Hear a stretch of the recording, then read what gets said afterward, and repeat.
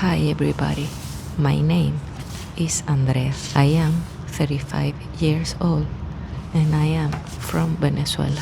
While I show you some pages from my sketchbooks and paintings, I want to share a little bit of my story with you.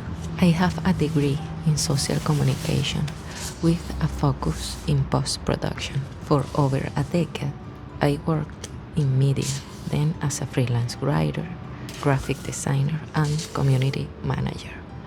I learned a lot, but deep down, something always felt missing. At 17, I took a painting course and I fell in love. I dreamed of studying art, but I chose communication instead, thinking it was the safer path. Still, whenever I had time, I found myself drawing, painting, and playing with colors and textures. I never stuck to one style, as you can probably tell from the pages I'm showing you. I'm still exploring, still learning who I am through art. In December, I talked with my husband and made a decision. I quit my job to try something I would always dream of, becoming an artist. Since January, it's been a roller coaster, filled with fear, doubt, and resistance. I wanted to start this YouTube channel from the beginning of the year, but fear held me back.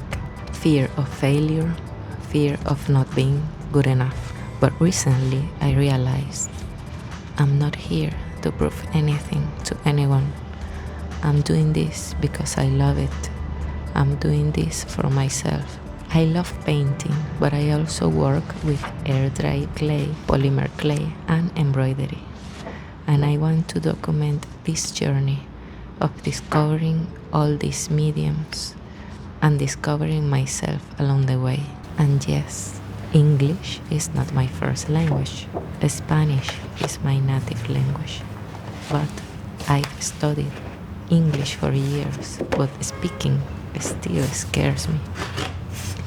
That's part of this journey too, leaving my comfort zone to connect with more people.